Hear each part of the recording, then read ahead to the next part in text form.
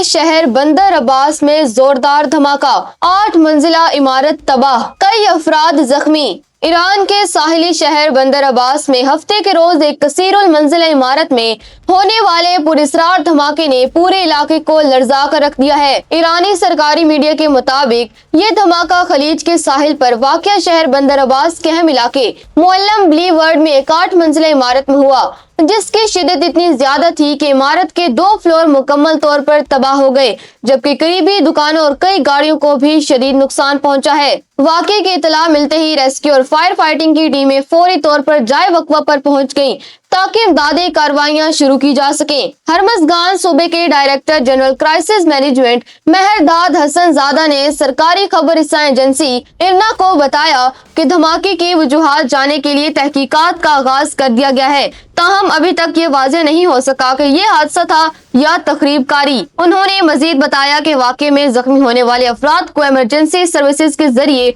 फौरी तौर पर अस्पताल मुंतकिल किया जा रहा है, ताहम अब तक किसी जानी नुकसान की तस्दीक नहीं की गई। ईरानी सरकारी टीवी पर दिखाई जाने वाली तस्वीर में देखा जा सकता है कि धमाके से इमारत का अगला हिस्सा मुकम्मल तौर पर उड़ चुका है, जिससे इमारत का अंदरूनी हिस्सा बाहर से नजर आ रहा है और चारों तरफ मलबा बिखरा हुआ है। दीगर मुकामी मीडिया ने भी इस वाक़े को रिपोर्ट किया है, लेकिन किसी ने भी धमाके की असल वजह के बारे में कोई तफसील फराहम नहीं की। ये धमाका एक ऐसे नाजुक वक्त पर हुआ है जब खित्ते में ईरान और अमेरिका के दरमियान कशीदगी उरूज पर है। हालिया दिनों में अमेरिकी सदर डोनाल्ड ट्रंप के जारहाना बयानात के बाद अमेरिका ने खित्ते में अपना तैयारा बरदार बहरी बेड़ा तैनात किया है, जिसकी वजह से ईरान में होने वाले किसी भी बड़े धमाके को इंतहाई अहमियत के साथ देखा जा रहा है। सिक्योरिटी इदारे इस पहलू पर भी गौर कर रही है कि आया ये कोई तकनीकी खराबी थी या इसके पीछे दीगर अवामिल कार फरमा है।